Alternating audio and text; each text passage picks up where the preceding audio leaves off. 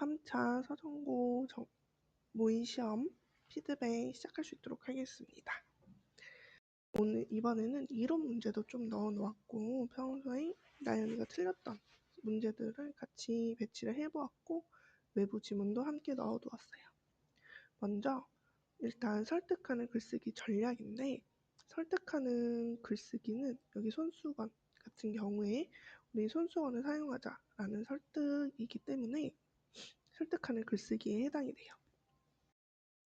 그래서 보면은 1번에 일단 보면은 답은 2번이었어. 내용을 정리하고 생각과 행동의 변화를 이끌어내는 거. 그래서 보면은 손수건을 가지고 다니면서 친구에게 선물하면서 지구의 환경을 보호하자, 이런 부분이 답이었어요. 근데 여기서 보면은 이해를 돕는다, 그 다음에 배경 지식을 활성화하고 예측할 수 있도록 글을 조직한다, 그리고 정보를 체계적으로 소개하기 위해, 그리고 차이점을 중심으로, 이런 식으로 나오고 있는데, 이해를 역시 돕기 위해, 이런 부분들이 지금 보면은 다 정보를 전달하는 글인 주의점이에요. 그러니까 우리는 설득하는 글인데, 이게 중학교 때부터도 되게 학교에서 좋아하는 스타일인데, 정보를 전달하는 거는 설명문이니까 이게 객관적이고 사실적이고, 그리고 어떤 그 정보에 대한 설명 방식이 포인트가 된다면, 설득하는 글은 주로 이제 논설문 같은 글이 되는 거고, 우리 화자의 주장과 그에 대한 근거가 무엇인지를 물어보는 문제가 더 많이 나옵니다. 주의해 주시기 바랍니다. 다음 2번. 자, 쓰기 맥락이라고 부르는 부분인데요. 쓰기 맥락은 총 5가지가 있어. 목적, 주제, 독자, 그리고 여기서 나오는 것처럼 매체. 일단 여기서 보면은 4가지만 알아도 괜찮은데, 그리고 이 독자라고 하는 거는 우리가 주로 예상 독자 이렇게 보게 됩니다.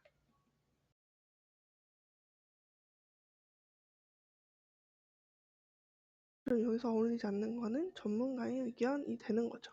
상황에 따라서는 전문가의 의견을 넣지 않고 쓰기도 하기 때문에 그럴 수 있어요. 다음 손수건을 사용하자는 글이었고, 역시 설득하는 글이었는데, 첫 번째 본단에서 자신의 경험을 많이 이제 이야기하는 것을 했었고, 첫 번째와 두 번째로 나누어서 손수건 사용의 장점을 이야기했습니다. 자원을 절약할 수 있다는 거, 그리고 건강에도 도움이 된다는 거, 2가지였고요. 여기서 보면은 우리 학교의 새 학급을 대상으로 하여 설문조사를 해보니 해서 학생들을 대상으로 하는 설문조사를 통해서 신뢰도를 얻었죠. 그리고 여기서 보면은 구체적인 이런 부분에서 수치, 이런 수치가 나와서 역시 신뢰도를 얻을 수 있었고, 또 보면은 이 부분에서 보면 시민단체가 서울시 어쩌고저쩌고 실태조사를 한 결과에서 신뢰성 있는 정보인 것도 있었고요. 2번째 같은 경우에는 뉴스 보도나 학자들의 의견을 인용을 해서, 여기 보면 학자들의 의견을 인용을 해서, 그래서 전문가 의견을 가지고 오게 되는 거지. 그 다음에 여기서 보면은 속담을 또 활용을 했다는 거, 실천할 수 있는 구체적 방안을 제시했다는 거. 속담을 통해서는 이제 좀 더 핵심을 참신하게 전달할 수 있고, 구체적 실천 방법을 알려주는 걸로 마무리를 하는 게 이 손수건의 가장 큰 특징이었습니다. A 부분에 들어갈 답은 우리 이거는 본문에 있었던 거죠. 근데 우리 본문에는 천리길도 한 걸음부터 라고 하는 속담으로 되어 있었어.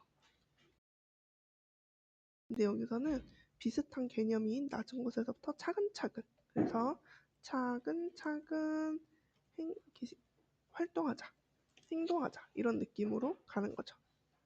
1번 바늘도둑이 소도둑 된다라고 하는 거는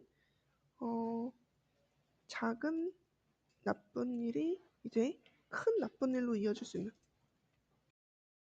그런 거고, 가다 말면 아니 가느니만 못하다라고 하는 거는 시작했으면 포기하지 말자라고 하는 거고, 3번도 비슷한 맥락이요. 끝까지 노력하자.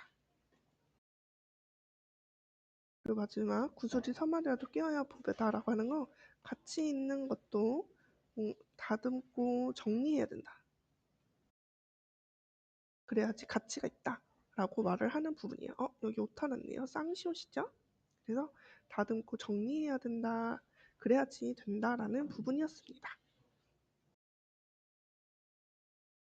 4번 글쓴이가 주장의 설득력을 높이기 위해 제시한 근거. 아까 전에 여기서 보면은 선생님이 방금 전에 말로 한 번씩 했었죠. 글쓴이가 주장의 설득력을 높이기 위해서 첫 번째 했었던 이런 신문 보도 같은 경우는 이제 뉴스 보도를 인용하여 실태를 소개했다라고 했는데, 아까 여기 보면 뉴스 보도가 있었다라고 하면서 이 부분이 잘못되었다. 근데 독자가 공감할 만한 주변인의 경험은 아니었죠. 이거는 본인의 경험이죠. 글쓴이 입장과 반대되는 견해에 대해 반박, 이것도 없었어요. 그리고 다른 학교 학생이 아니라 우리 학교 학생이었죠. 여기서 포인트가 뭐냐면은 요거 되게 좋아하는 답지인데, 반대를 반박했다라고 하는 거, 이거 되게 좋아하는 선지예요. 하지만 조심해야 되는 선지입니다.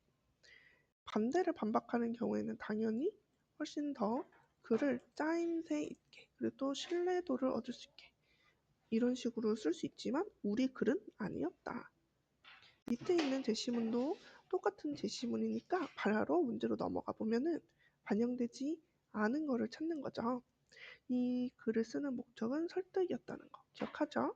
그리고 휴자 손건조기 너무 많이 사용되고 있으니까 어떻게 하자, 우리? 손수건을 사용하자라는 주제였습니다. 전문가의 의견도 있었고요. 뉴스도 있었고요. 통계, 숫자도 있었죠. 실천 방안은 무엇이었죠? 친구들에게 손수건을 이렇게 선물하자. 관용적 표현이라고 하는 게 있는데, 관용적 표현이라고 하는 거는 쉽게 말하면 속담, 관용 표현, 이 두 가지를 다 합쳐서 말을 하는 거예요. 그 중에서도 우리는 속담, 천리길도 한 걸음부터라고 하는 부분이 있었죠. 그리고 리을은 없었다. 6번 윗글에 제시된 근거 자료를 이해한 것으로 적절한 것은 이라고 하네요. 1인당 휴진 소비량 학교 화장실보다 공중 화장실이 더 많다. 1인당 이 부분을 보면은 어느 정도 쓴다는 건 있는데, 이게 공중 화장실과 학교 화장실이 비교가 된 건 아니었어요. 그러니까 일단 기억을 지워보면 1번도 지워지고 4번도 지워지네요. 니은을 한번 볼게요. 손 건조기를 사용하면 손에 있는 세균이 공기 중에 퍼지게 된다. 어디 있나 보게 되면은 건강 관련 부분이 있겠죠. 그래서 여기서 보면은 손 건조기를 사용하면은 세균이 퍼질 수 있다. 이렇게. 그러면은 우리 니은은 맞는 거다, 그치? 그러면은 일단 니은이 없는 3번도 지워봅시다. 그럼 미음. 피부 질환을 일으키 앓을 수 있다. 피부 질환에 관한 부분도 이제 건강에 관한 부분이니까 이 부분 근처에 있을 거잖아, 그치? 음, 응?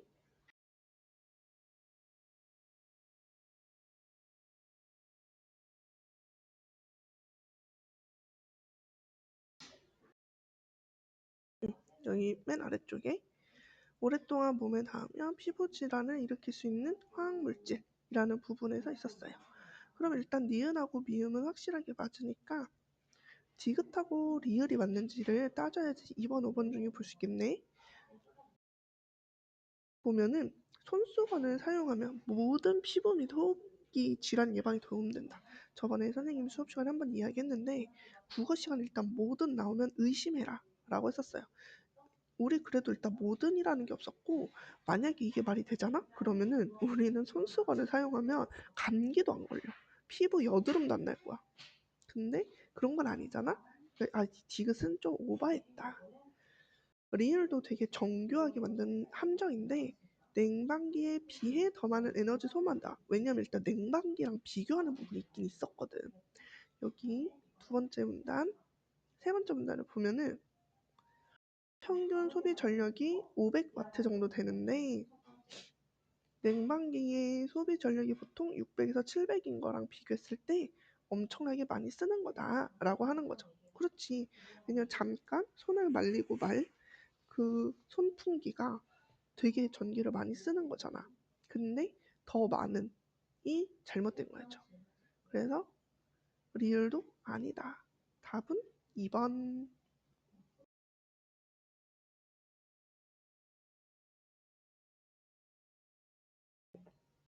자, 다음은 춘향전이에요.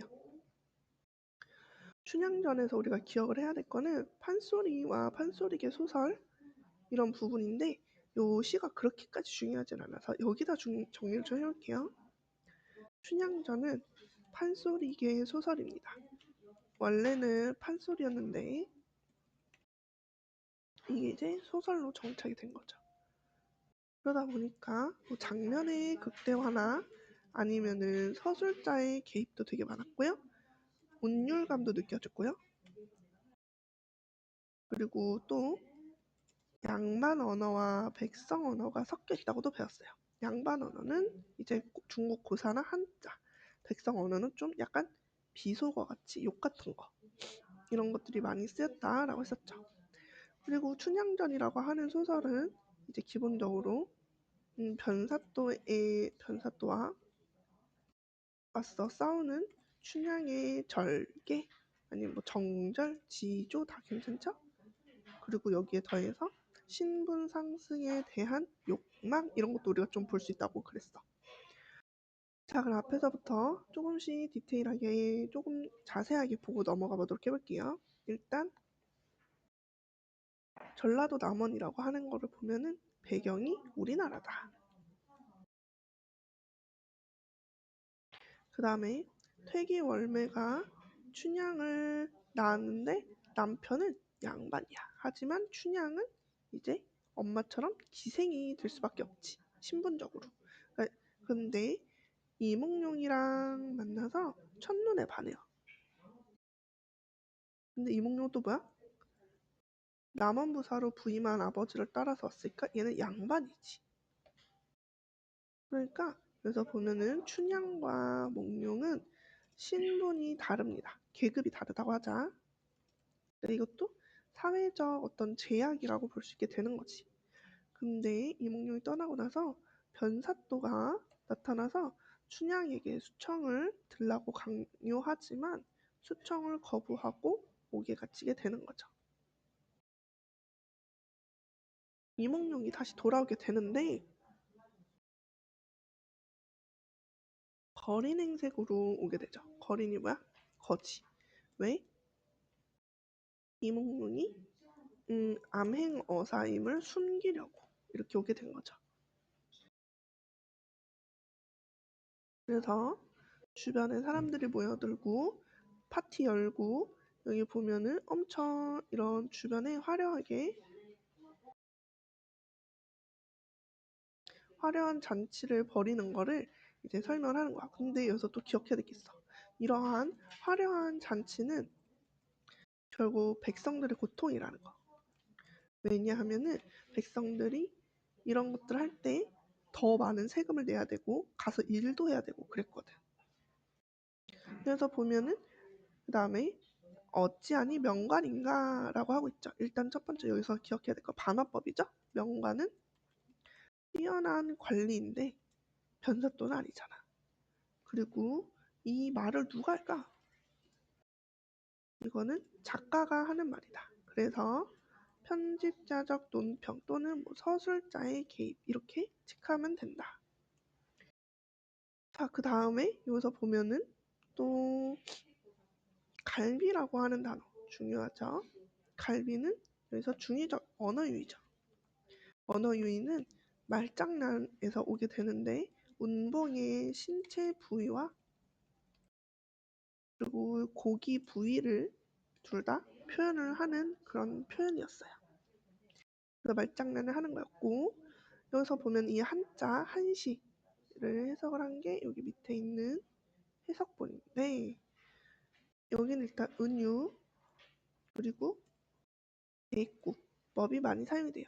은유법은 A는 B다라는 구조를 가지고 있는데, 그래서 보면은 아름다운 술은 백성의 피다. 쉽게 말해서 피로 만든 술이다. 이런 뜻이 되는 거죠.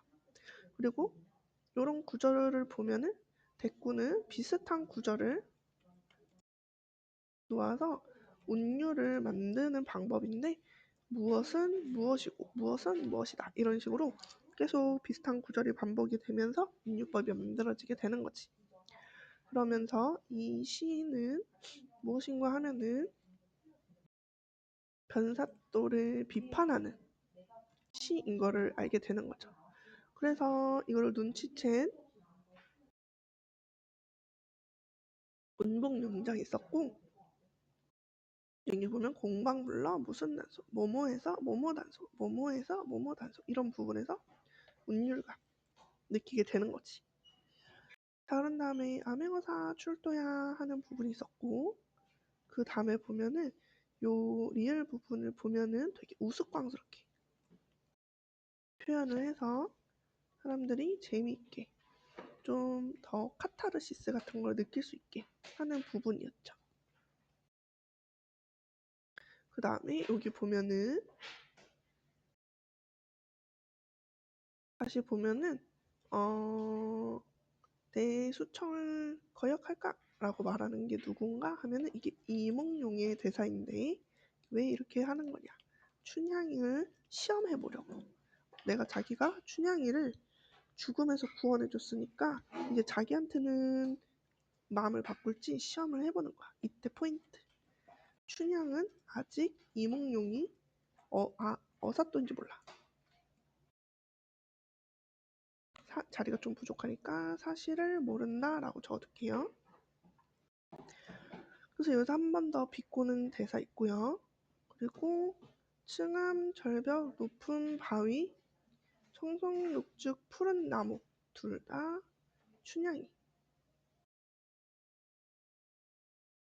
춘향이의 정절 표현한다고 했고, 바람, 그 다음에 눈 이런 것들은 춘향이의 정절을 괴롭히는 변사토인데요.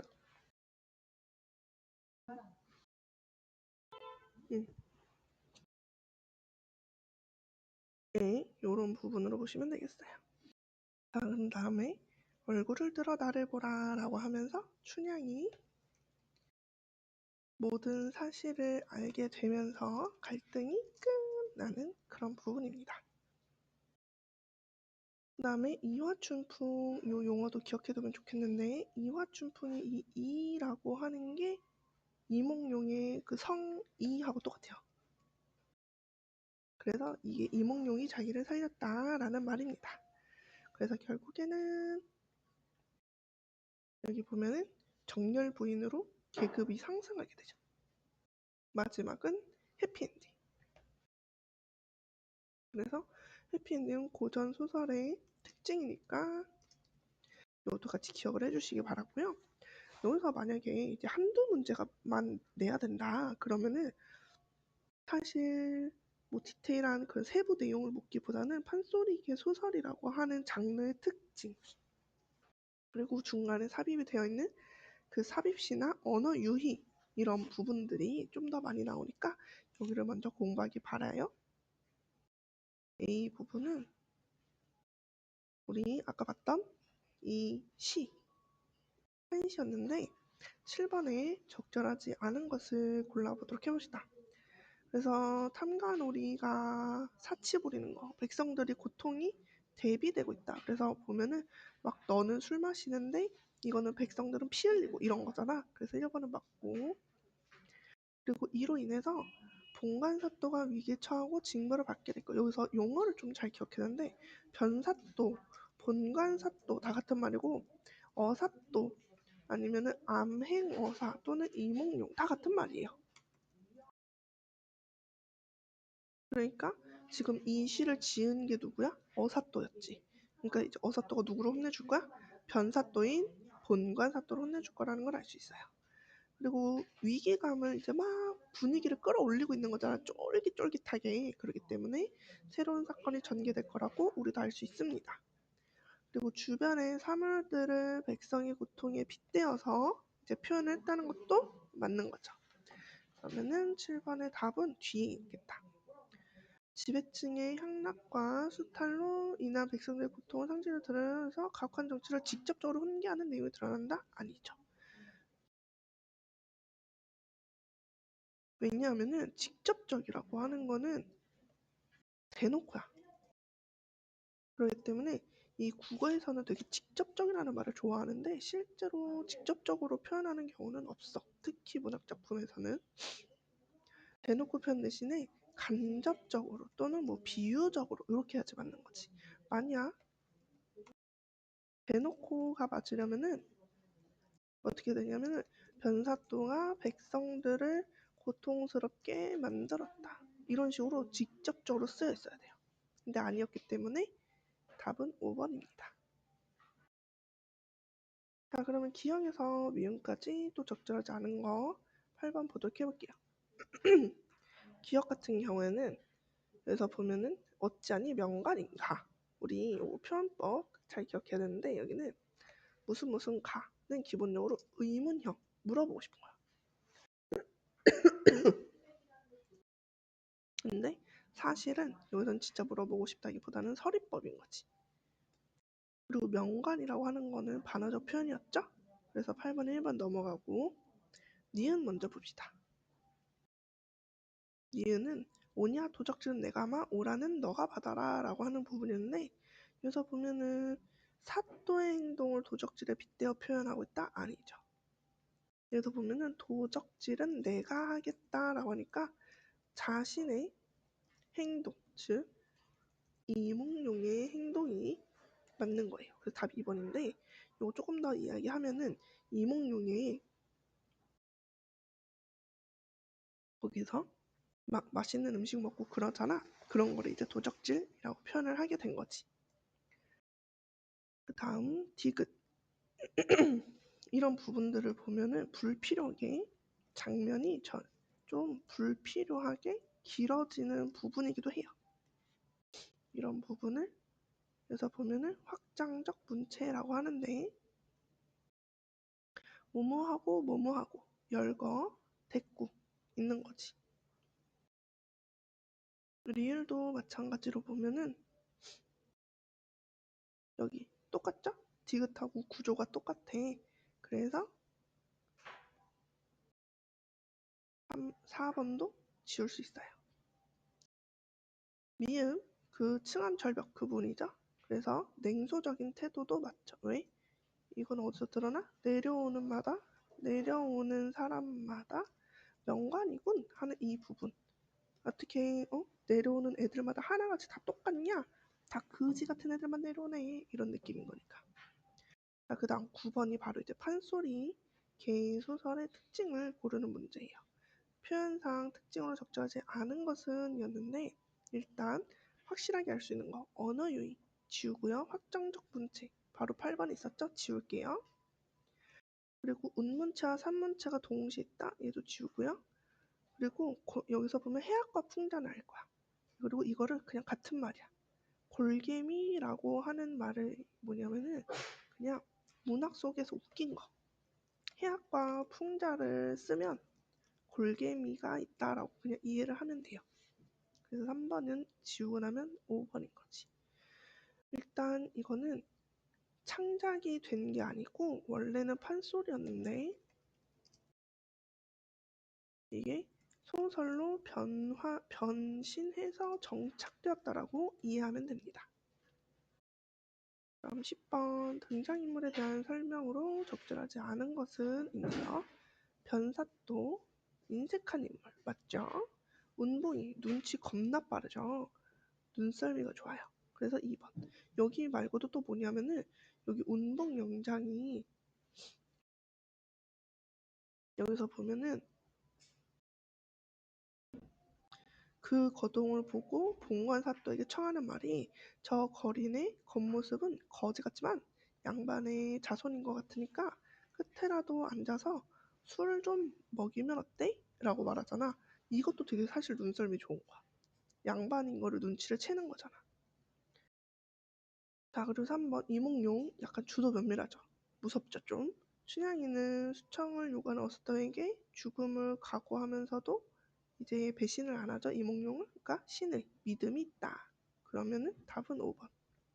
일단 여기서 보면은 공방이라는 사람이 어사또를 원망해서 신세를 한탄한다 하는데 이 내용이 없어. 아예 없는 내용이야. 그러니까 5번은 뭐 맞게 고치고 이런 게 아니라 그냥 없으니까 아예 제시문이 삭제되어야 합니다.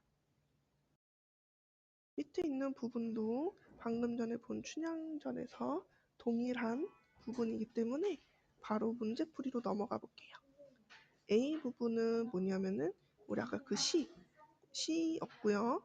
두 번째는 이제 여기 춘향이가 이몽룡인 줄 모르고 수청 들라고 했더니 이제 화가 나서 하는 말이었죠. 그러면 여기 적어둘게요. A는 한시였고요. B는 춘향의 그런 분노라고 적어둡시다. 향유계층이라는 말 우리 본문 공부할 때 한번 배웠는데 즐기는 계층이라고 생각하면 된다고 했었죠. 그래서 A에는 고상한 언어가 B에는 서민층의 일상어가 대비되어 드러난다 라고 했는데 선생님이 아까 이거 시작할 때 이야기했지. 양반층의 고상한 언어는 한자 아니면은 뭐 중국 옛날 고사 인용하는 거 그리고 서민들의 일상어는 주로 이제 비속어 저속한 말 이런 거였는데 A는 맞지만 B가 아니야. 그래서 1번은 답이 아니네요. A. 은유 대꾸 사용한다고 앞에서 이야기했었고 비판도 맞죠? 반어적 표현 뭐 내려오는 관장마다 모두 명관이구만 하는 이 부분이기 때문에 얘는 둘 다 맞아. 그래서 2번은 정답. A는 풍자도 아니고 설득도 아니야. 그리고 B도 보면은 수영을 할때 변화된 상황에 대한 자신의 심리? 이거는 좀 그래도 맞다고 볼 수 있겠다. 근데 사실 변화된 상황이라고 하는 것도 조금 애매하긴 한 게 왜냐면 춘향 입장에서는 그냥 사람이 바뀐 거지 내용은 똑같거든. 왜냐면 이몽룡도 자신의 정체를 숨기고 자신에게 수청을 들라고 그랬고 변사또도 똑같이 수청을 들라고 한 거거든. 그러니까 사실 춘향 입장에서는 상황이 바뀐 거는 아니에요. 4번 대상에 대한 평가? 상대의 변화 촉구? 아니죠? B에선 노력을 알아주길 바라고 있다. 이것도 아닌 거죠. A. 역사적 사실 없었고요. B에서는 당위성 아니었고요. 당위성이라고 하는 게 뭐냐면은 반드시 그래야만 한다. 이런 거지. 예를 들어서 학생이면 반드시 이렇게 저렇게 해야 돼. 뭐 학교에 늦지 말아야 돼. 이런 거 있잖아. 그런 것들을 우리가 당위성이라고 불러요. 12번으로 넘어와서 이해야 하는 것으로 가장 적절한 거를 고르면은 일단 첫 번째 어사또는 부패한 관리를 징벌도 했고 억울한 백성들의 일도 살폈죠. 어떤 부분에서 그 옥에 그 억울한 사람 풀어주기에서 있었던 거죠. 응? 그럼 1번부터 바로 답이네. 그러면은 2번부터 보면은 수령 각 고을들의 수령을 잡아들이는 거 아니야. 그러니까 연말 애들은 냅둬. 지금 봉관사또만 확실하게 벌을 내린 거죠. 그리고 운봉영장이 봉관사또를 공경에 빠뜨리고 싶어서 그런 건 아니었어요. 그냥 눈치가 빨랐을 뿐인 거지. 그리고 봉관사또가 눈치채는 게 아니라 운봉영장이 눈치를 챘었고요. 정절을 의심한 것도 아니었죠, 사실은. 그리고 미루는 것도 아니었고요. 왜냐면 요거는 여기 앞에서 보면은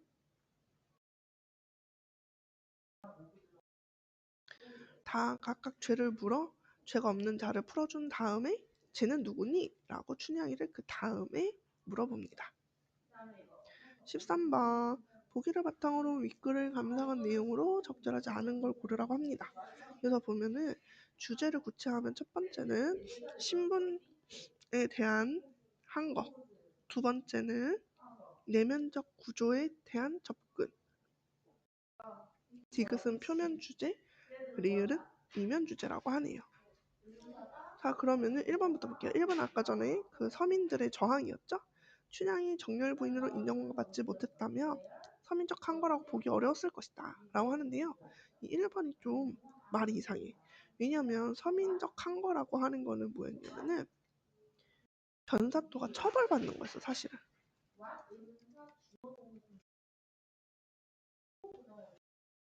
변사또가 처벌을 받고 그 과정에서 춘향이 정절을 지킴 이거거든. 춘향이 정절을 지킨다는 것 자체가 뭐야? 변사또의 명령을 거부하는 거야. 선생님이 수업 시간에 이야기한 적 있는데 춘향이는 계급적으로는 어쨌든 변사또의 말을 들어야 되는 계급이 맞거든. 하지만 실제로는 자신의 정절을 지키기 위해서 그걸 거부했지. 그렇기 때문에 그런 신분적인 제약을 뛰어넘는 부분이라서 여기 기억 선지 부분이 아니라 춘향이 정절을 지키는 부분으로 해야 돼요. 여기서 보면은 똑같은 말이 바로 여기에 있죠. 니은의 관점에서는 춘향의 사랑, 신분 격차는 춘향의 사랑을 강조하기 위한 장치, 그렇게 볼 수 있죠. 그리고 이거 다 작품 안에 있는 거잖아.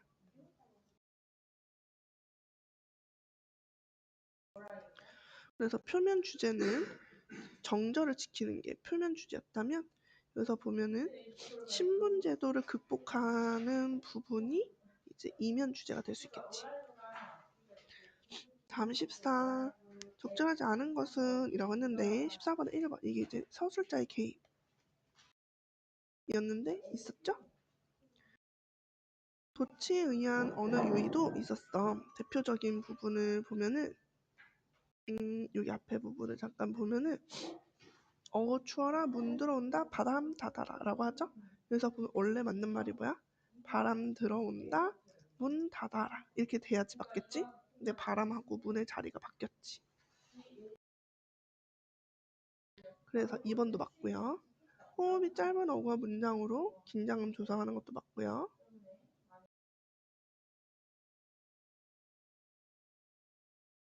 자, 그 다음에 판소리 사설에 때문에 문문과 산문도 맞죠. 5번을 보면은 확장적, 이거 좀 어렸어. 확장적 문체를 사용한 거, 장면 극대화한 거 다 맞거든요. 근데 인물의 개성을 강조하고 싶어서 하는 게 아니라 이 장면이 약간 그런 뭐랄까 긴장감 또는 해방감 이런 거를 주려는 건데 사실 이 판소리라고 하는 게 그냥 공연이잖아. 연극 같은 거잖아. 그러니까 원래는 어떻게 연극을 하냐면은 연극을 하다가 중간에 갑자기 멈춰. 그러다가 그 사람들이 돌아다니면서 막 돈을 받아. 그러니까 어때? 사람들이 좋아하는 장면은 내용이 점점 길어지면서 그에 대해서 이제 돈을 받을 수 있는 그런 부분들을 늘리는 거지. 또 그리고 백성들이 이 부분을 되게 좋아해.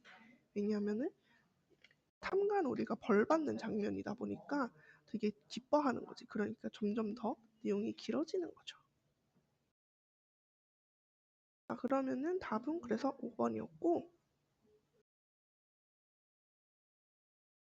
바로 넘어오자. 첫 번째 시는 이육사의 광야라는 시예요. 배웠죠? 까마득한 날에서 지금으로 그리고 다시 지금에서 천고의 뒤로 시간의 이동에 따라서 였고 천지가 개벽했는데 아직 생명력은 없었지. 그래서 이거 대유법이었고 휘달릴 때도 의인법 범하지 못했다 해서 신성함 계절이 피고 지고 시간의 흐름인데 이 선생님이 뭐라 했어? 추상적 대상의 구체화라고 했었죠. 왜냐면은 시간이라고 하는 건 만질 수 없는데 피고 지구는 눈으로 볼 수 있잖아. 그리고 길을 열었다 해서 역사 시작했고, 매와 향기 긍정시여, 눈은 부정시여. 지금 나는 노래시를 뿌리니까 자기이세. 머나먼 미래에 오는 초인이 우리의 이제 미래의 리더죠. 리더가 우리를 잘 이끌 수 있게 내가 준비할게 라는 부분이었어요. 나는 일부러 처음 보는 작품을 넣었는데, 일단 보면은 그립고 그리워도 라고 하는 부분에서 화자의 그런 감정은 그리움이에요. 대부분 님에 대한 그리움이라고 볼 수 있겠지? 마음은 바람에 나부끼는 종이형 같다. 지규를 썼고요. 돗자리라면 말아두고 돌이라면 굴려낼 수 있으련만 이라고 해서 여기도 추상적 대상에 구치어 썼어. 왜냐면 마음은 볼 수 없죠. 만질 수도 없어. 근데 돗자리, 돌은 볼 수 있어요. 그러니까 추상적 대상의 구체화라고 합니다. 그러면서 마음에 응어리가 있다라고 표현을 하네요. 그리운 사람은 멀리 하늘 모퉁이 있는데 구름 뜨는 하늘 아래 늘어진 푸른 버들이라고 하네요. 그리운 사람이 하늘 모퉁이 있는데 나는 하늘 아래 버들이래. 그럼 뭐야? 이거는 사실상 같이 있지 못하다. 그러니까 어때? 너무 마음은 응어리지고 님은 보고 싶고 그리고 시름도 많은 거지. 그래서 이제 기타 같은 건데 기타를 연주하니까 공우가 하소연하는 것처럼 흐느끼는 것처럼 느껴진대. 감정이입인 거고 의인법이기도 한 거죠. 원하건대 쌍쌍이 나는 새가 되어서 임향한 창 앞에 서 있고 싶다. 뭐야? 그러면은 뭐야? 여기서는 새가 화자의 분신이네. 근데 슬픈 노래 잠 못 드는 밤 어찌 이리 긴고 해서 외롭고 슬프고 쓸쓸하니까 밤이 너무 길다라고 표현을 하네요. 그러니까 나의 맥락을 고려할 때 발상과 표현 A와 가장 유사한 걸로 고르는 건데 A 부분을 보면은 공우는 하소연하는데 흐느끼는 듯 이러면서 감정이입 부분이 맞잖아. 그래서 여기서 보면은 A는 감정이입을 골라라 라고 하는 거지. 그러면 바로 그죠? 꿩이 서럽게 울었대. 1번부터 감정이입이 있었습니다. 자, 그러면은 답을 잘못 체크했네요. 나머지는 나머지는 볼 게 없어요. 안 봐도 괜찮아요. 16번 가와나의 공통점으로 가장 적절한 것은인데 지금 보면은 가시는 우리나라 독립에 관한 이야기고 나시는 지금 여기서 보면은 님을 그리워하는 내용이잖아. 그래서 사실 주제로는 겹치는 게 없어. 그렇다면 표현법으로 봐야 되겠지. 그래서 보면은 추상적 대상의 구체화라고 하는 게 공통적으로 들어있었어. 그러면은 16번에 추상적 대상의 구체화라고 하는 거에 대한 걸 골라보면은 1번이에요. 이걸로 가장 유명한 작품이 뭐냐면은 황진이 시조인데 동짓달 긴 밤에 허리를 베어내어 라고 하는 부분이에요. 동짓달의 밤은 추상적인 시간이죠. 얘를 잘라낼 수 있다는 것처럼 구체화해서 표현을 하였다. 또 무거운 비애를 이고 왔다. 지고 왔다. 이런 표현을 했는데 비애라고 하는 개념은 슬픈 감정에서 추상이거든요. 근데 얘를 들고 왔다는 식으로 표현하잖아. 구체화인 거지. 실제로는 들 수 없으니까요. 자, 그리고 17번 보기를 참고한 이유로 감상했을 때 반응이 적절하지 않은 것을 고르라고 합니다. 시송에서 형상화된 자연은 화자의 정서와 의식이 개입된 상상의 이미지다 라고 하네요. 그래서 자신이 처한 상황과 관련되어 인식하는 경우가 많다라고 표현을 하죠. 보면은 닭 우는 소리나 생활, 인간 생활을 의미한다면 들리지 않았다는 거에서 원시 상태가 맞는 거고, 모든 산맥들이 신범하지 못하는 것을 봤을 때 신성하고 이제 태초의 광야인 거죠. 신성성. 여기서 포인트는 이 신성.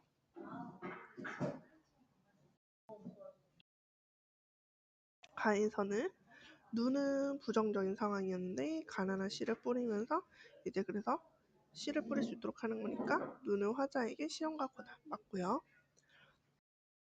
나에서는 푸른 버들은 이미 있는 하늘 모퉁이 아래 늘어져 있는 걸 봐서 푸른 버들은 화자의 분신. 근데 아선이 아까 그랬잖아. 화자의 분신이라고 하는 거는 이것은 사실은 님에게 날아가는 새거든.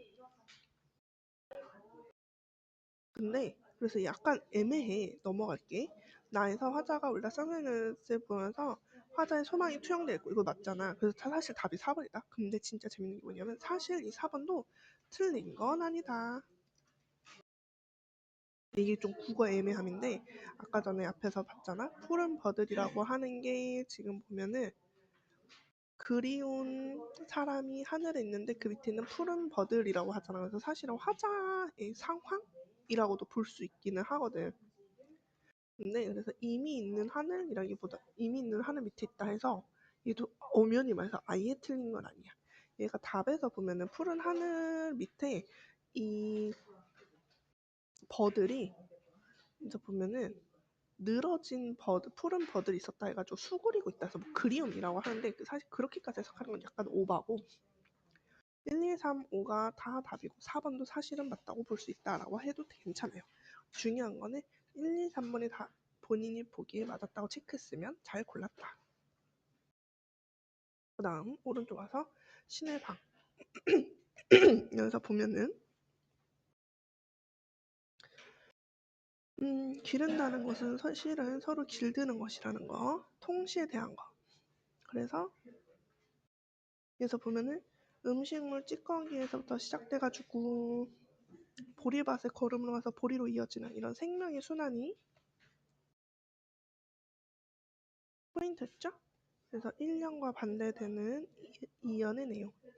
나라의 높은 눈이 보기에는 미개하여 라고 해서 시멘트를 지급을 해서 변소를 계량하라 라고 하는 거지. 그럼 얘는 앞에서 나왔던 통시라고 하는 개념하고는 반대되는 그런 공간으로 생명력이 없고 편리성만 좀 추구하는, 그래서 편리, 효율 이런 것만 추구하는 그런 부정적인 좀 개념이라는 거 같이 기억해 주면 되겠죠? 자, 그 다음에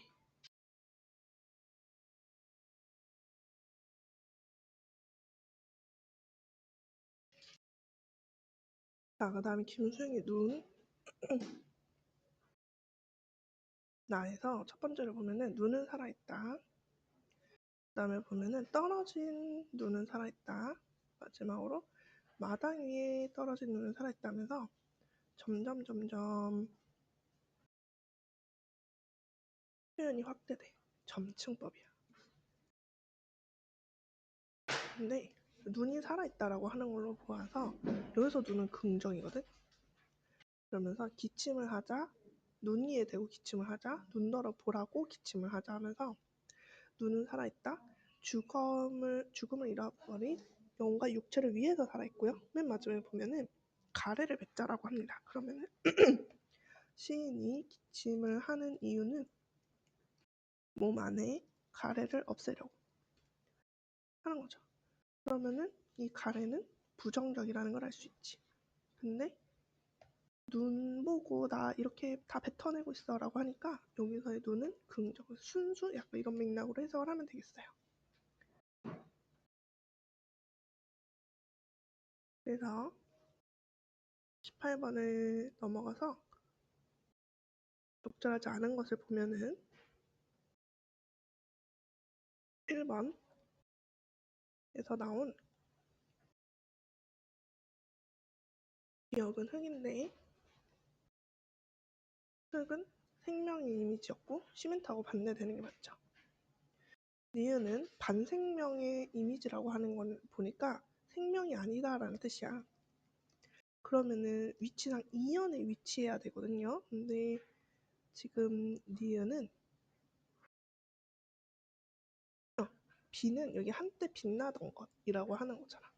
그러니까 여기서는 생명의 이미지인 거지.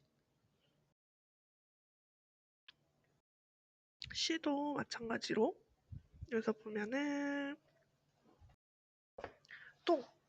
똥이라고 하는 게 지금 우리가 생각했을 때는 뭐 버려야 되는 거 이렇게 생각할 수 있지만 이 생명의 순환에서는 하나의 역할을 하고 있죠. 그렇기 때문에 시도 생명의 이미지인 거고 시멘트 같은 경우에는 반생명의 이미지로 산 것들을 옮겨하는 대조적이고 아까 전에 말했다시피 뭔가 효율만 따지는 그런 부분이었던 거죠.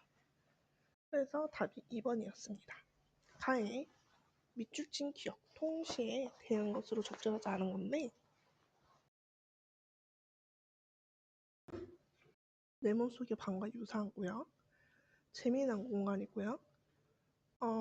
편리성의 가치보다 생태적 가치가 덜 중요시되는 공간이라고 하니까 이거를 정리해보면은 편리성의 가치를 더 중요시함 이 뜻이잖아. 근데 그건 아니지. 그래 답은 3번. 생명의 순환을 발견한 것이고요. 신이 거주하는 장소라고 보고 있어서 경외심을 가져야 되는 장소인 것도 맞았습니다. 그럼 이제 문법 봅시다. 자, 여기서 보면은 관형사용 어미를 활용을 해서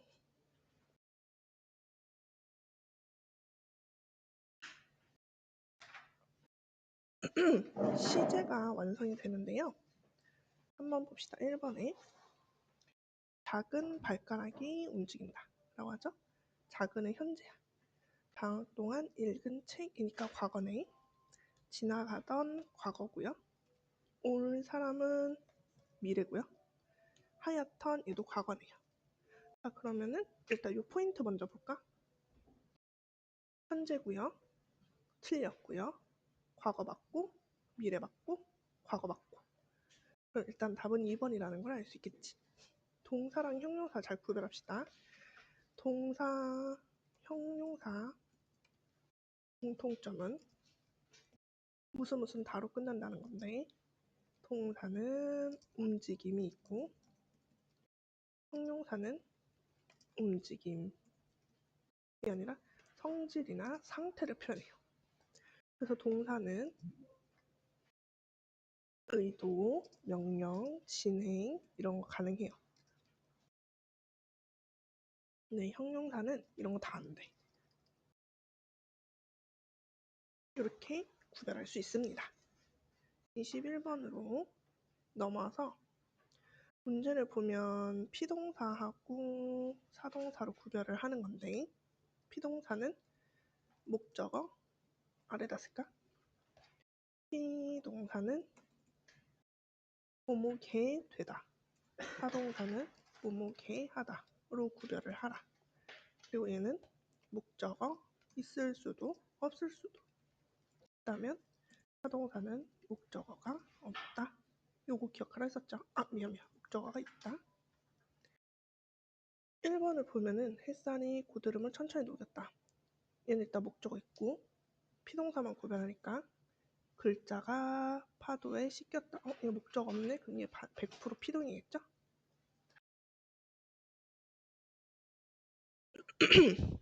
기억도 꽃다발을 목적어 있고 근데 니은이 보면은 니은에 목적어가 없어.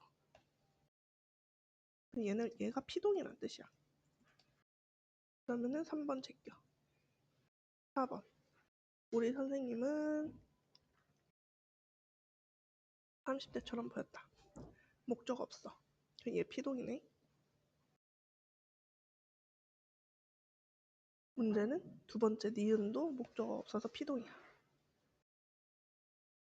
4번도 제껴. 소를 10마리가 여기도 보면은 니은의 목적어가 없어서 얘도 피동이야. 그러면은 답은 1번 아니면 2번이니까 개하다 개되다 붙여보자. 햇살이 고드름을 천천히 높게 하다가 어울리겠지? 그러니까 얘도 지워. 답은 2번.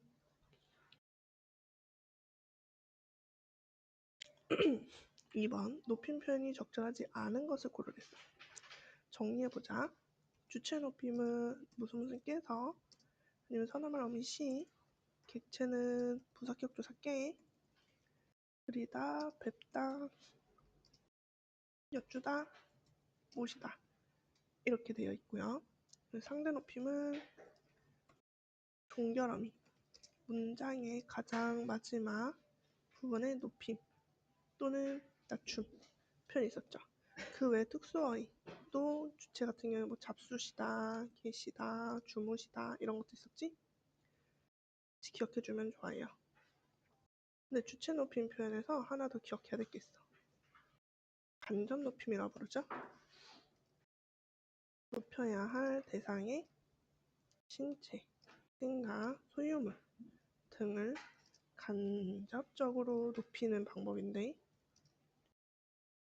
계시다는 쓸 수 없다는 거. 선생님께서 말씀하셨으니까 오시다. 오시다의 주어가 누굴까? 너가 오시다. 이렇게 되는 거잖아. 그러니까 오시다가 여기 들어오면 안 돼.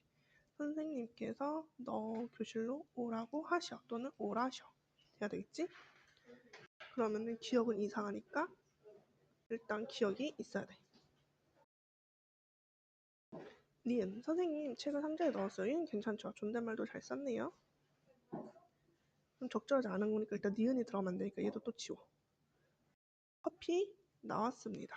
편하게 말해야죠. 나왔습니다. 그래서 보면은 말씀이 있으시다. 간접 높임이에요. 잘 썼고요.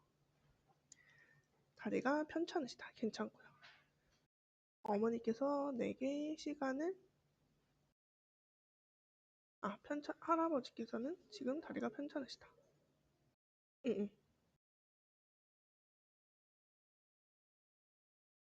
여기서 보면 다리잖아. 그러면은 여기서는 간접 높임을 쓰는 게 좀 더 어울리겠죠? 그렇기 때문에 간접 높임에는 특수어를 쓸 수가 없거든. 그러면은 다리가 아프시다 정도면 돼요. 그 다음에 비읍. 어머니께서는 내게 말고 존댓말 해야지 제게. 이렇게 되어서 답이 4번이에요. 23번. 종결 표현에 대한 설명으로 가장 적절한 거 고르라고 했네. 기억, 니은, 리을은 대답을 요구하지 않는데. 한번 볼까? 공든탑이 무너지랴. 나랑 같이 공원에 가겠니? 그 다음에 리을이 아까부터 읽기만 하는 것이 보았을 때 얘는 답이 없어도 돼. 근데 리을은 답 필요해. 그렇지? 나랑 갈래? 그래? 싫어? 이렇게. 아까부터 왜 웃는 거예요? 하면은 이래서 웃었어 이런 거지. 설명 의문문. 얘는 설명 의문문이었고 얘는 판정 의문문이었어. 그러니까 일단 기억만 맞고 니은 리을은 아니야. 니은 미음 비읍은 구체적인 설명을 요구하고 있다. 아까 전에 얘는 판정 의문문이었지. 판정 의문문은 네, 아니요 이걸로 대답을 할 수 있기 때문에 니은이 여기서는 안 돼. 내가 너희 옷 선물 못 사주겠냐? 했을 때도 응 약간 이런 거. 얘는 일단 얘도 질문이 아니야. 기억하고 미음이 똑같은 거니까. 그래서 얘도 지우고 디귿하고 리을은 청자를 높이는 정도가 다르다고 할 수 있다. 보면은 여러분 저희는 모두 힘을 냅시다 라고 하고 있고, 그리고 시옷은 너의 마음이 원하는 그곳으로 끝까지 가라 라고 하고 있어요. 그래서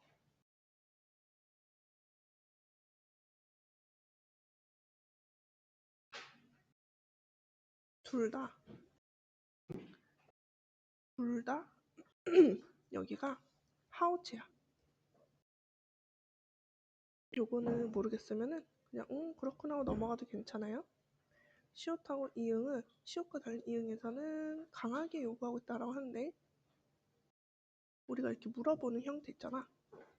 이거는 간접적으로 표현하고 싶을 때 쓰는 말이거든. 그러니까 강하게라고 하는 게 어울리잖아. 여기서는 일부러 선생님이 이 4번을 좀 어렵게 만든 건데 여기서 보면 힘을 냅시다 하니까 냅시다 할 때의 그 느낌하고 시옷 같은 경우에 끝까지 가라 라고 하는 게 느낌이 되게 다른데 가라라고 하는 게 명령형이어서 이렇게 느껴질 수 있어. 그러니까 이런 거 조심하자고 내었어요. 마지막 24번. 여기 좀 지우고 볼게요. 다음 보면은 기형을 보면은 고목게 보니까 여기서 보면은 객체 높임 썼고 할머니를 보았다라고 하니까 여기서는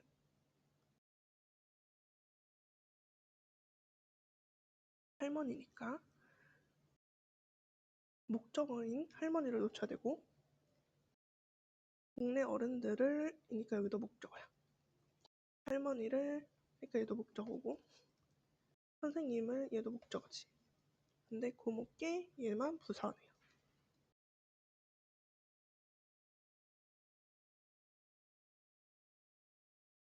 그래서 보면은 그리고 4번을 볼까? 아버지가 높이는 대상이므로 라는데 아버지께서는 그러니까 여기는 목적어도 높여야 되지만 주어도 높여야 되네. 그러니까 아버지는 주체 높임이에요. 그래서 답이 4번입니다. 높임 표현은 여기 밑에 있는 것만 알아도 충분히 우리 문제 다 풀 수 있으니까 가능하고 지금 피동사동하고 높임 표현하고 시제 표현 3개 중요하게 다뤘어. 인용 표현은 어렵지 않아서 일부러 빼놓았으니까요. 거기 부분만 다시 한 번 더 공부하기 바랍니다.